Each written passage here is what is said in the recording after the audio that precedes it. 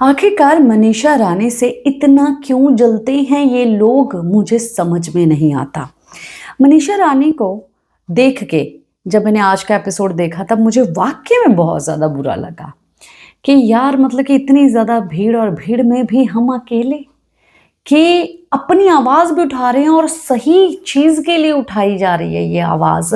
और उसके लिए भी सब लोग मतलब कि खड़े होके ये बात नहीं कर रहे हैं कि भाई तुमको नहीं बनाएँगे, वो उसको टोटली इग्नोर कर रहे हैं।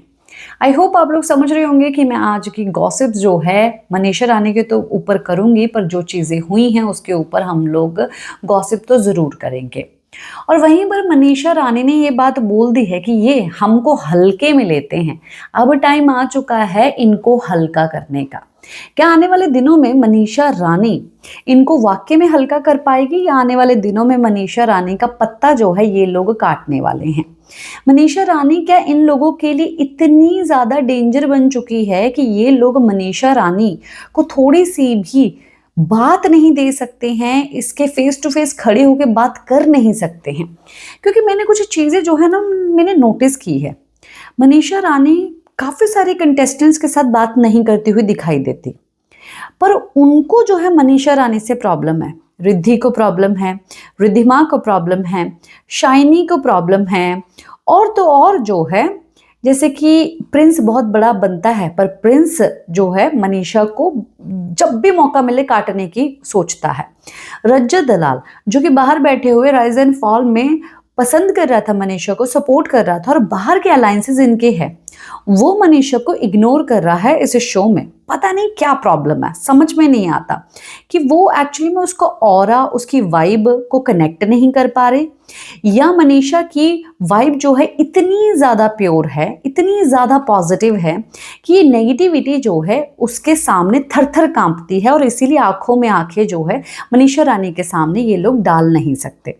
आप लोगों ने नोटिस आज के एपिसोड में ये किया होगा कि जब निक्की तंबोली आई तब निक्की तंबोली की भी बॉडी लैंग्वेज जो है, बोलते हैं ना कि मतलब कि जुबान वर्ड से ज़्यादा जो है आप एक्शन ज़्यादा बात करते हैं, और वही चीज़ जो है आज के एपिसोड में मैंने तब देखी जब मनीषा अपने लिए आवाज़ उठा रही थी कि अब तो मैं बनूंगी कैप्टन, मेरे वाले मेरे साथ खड़े हो जाओ, मेरे वाले मेरे साथ खड़े हो जाओ।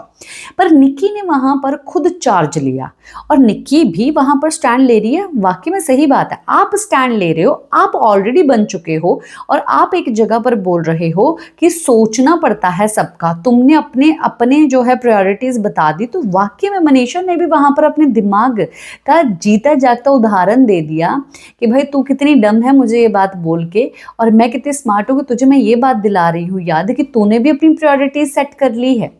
तो अगर ये बात है ना कि हाँ मैं सबको लेके कैसे चलती हूँ, तो मेरे टास्क कंप्लीट होने के बाद और मैं टास्क में किस तरीके का परफॉर्म करती हूँ उसके बाद डिसाइड करना, उससे पहले डिसाइड करने की ज़रूरत नहीं है कि मैं लोगों को साथ लेके चल सकती हूँ या नहीं चल सकती हूँ।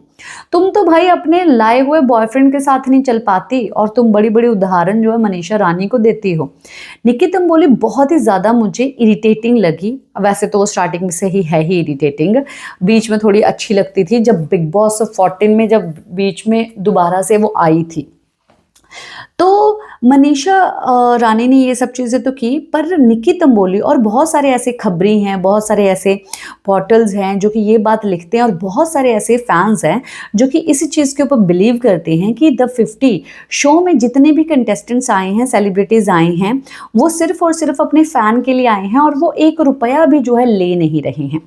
अगर मैं उन लोगों को याद करवाऊँ कि भाई आज जब मनीषा ने निक्की को बोला कि भाई तूने क्या किया है और तू क्या कर सकती, तू यही खेल सकती है, तो निक्की ने ये बात बोला कि तेरे से ज़्यादा लेके आई हूँ यहाँ पर, ठीक है, तो हमें ये सब चीज़ें नहीं करनी आई।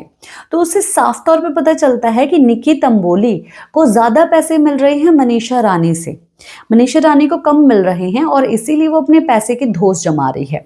और जो लोग ये बात बोलते हैं कि ये कंटेस्टेंट कोई पैसा लेके नहीं यहाँ पर रह रहे, भाई 20-25 दिन जो है ना इन लोगों के लिए बहुत बड़ी बात होती है, एक एक दिन का बहुत पैसा कमाते हैं, और 20-25 दिन ये ऐसे किसी के लिए कर देंगे बर्बाद, ऐसा नहीं हो सकता।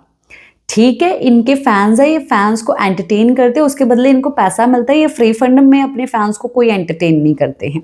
इन सब लोगों को पैसा मिल रहा है, यहाँ पर रह रहे हैं, और जो प्राइज मनी है उसमें से भी जो है कहीं ना कहीं फैन को मिलेगा। डिवाइड होगा या नहीं होगा वो तो देखा ही जाएगा कि किसको मिला, असलियत में भी वो फैन था ही या ये इन लोगों ने एक ऐसा फैन पैदा किया है जिसको जो है वो पैसा मिलेगा। मैं तो इन चीज़ों के ऊपर वाकई में यकीन नहीं करती हूँ, सीरियसली मैं यकीन नहीं करती हूँ।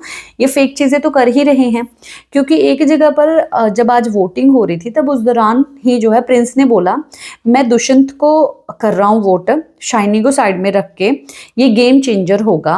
और देन इमीडिएटली उसने ये बात बोला कि वंशज को भी एक वोट, उसको मौका मिलना चाहिए। और जब वंशज वापस आया तब उसने हक किया, ठीक है, कि यानी कि उसने वंशज को वोट किया था। तो शाइनी को आखिरकार किसने बचा लिया? और ये दो को वोट कर रहा था पर एक बताया जाता है। वोटिंग भी किसको हो रही है, कितनी वोटिंग हो रही है, क्यों हो रही है, किसको बचाना है, किसको निकालना है, ये भी तो मेकर्स के ही हाथ में है। तो ये लोग, इन लोगों को लगता है कि ये लोग खेल रहे हैं, बट नहीं। वाकई में अगर मैं बात करूं तो जिसकी गेम को हाईलाइट करना है तो ये मेकर जो है उसकी पब्लिसिटी कर रहे हैं। जैसे कि करण को बहुत ज़्यादा पब्लिसिटी कर रहे हैं कि उसने निकाला था, तो उसने जो है इवन एंट्री तक दिला दी वंशज को, करण पटेल ने। और प्रिंस जो है बहुत ही तगड़ा प्लेयर है, वो इसको सबको लेके चलता है। जिसको निकालना चाहता है, फैज़ को निकालना चाहता था, देखो उसको निकाल के ही माना 4 बार डेंजर जोन में लेके आया और चौथी बार में पत्ता काट दिया। तो मतलब कि जो फैंस होते हैं, जो प्रिंस के फैन होंगे, वो इसी तरीके की वाकई में बात करेंगे, क्योंकि इन लोगों ने वो चीज़ें क्रिएट की हैं कि वो वैसा दिखाई दे। अभी जो मनीषा रानी है, मनीषा रानी बहुत ही ज़्यादा बेचारी लग रही थी, क्योंकि उसका कोई सुन नहीं रहा था, और ऊपर से श्रुतिका और ज़्यादा भड़क रही है। मनीषा ने वहाँ पर सही डिसीजन लिया था कि मेरे पीछे 4 लोग खड़े होंगे तो मैं कुछ नहीं उखाड़ सकती। तो समझदार इंसान का काम यही होता है कि शांति से काम ले, और इसीलिए वो वहाँ पर शांति से काम ले रही थी। लड़ने से उसको कोई फ़र्क नहीं पड़ता। और वाकई में अगर निक्की सोचती सब लोगों के बारे में, तो जिसके साथ तुमने लड़ाई की, नाइंसाफ़ी की, तुम उसको ही डेंजर जोन में डालना चाहती थी। वो तो वहाँ पर ये बात रह गई कि अर्चना ने वहां पर तुमको इतनी तगड़ी वाली गोली दी जिसके कारण तुम डर गई।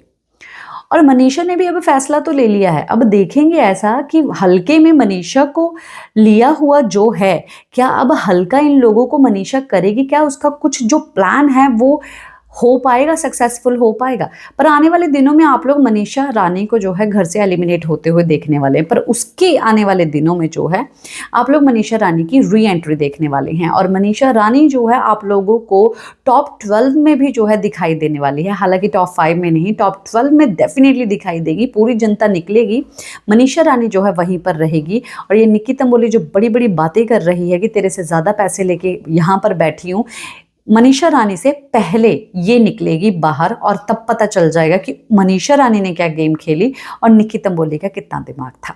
क्या है आप लोगों का कहना इस गॉसिप को लेके? कमेंट बॉक्स में ज़रूर बताइए।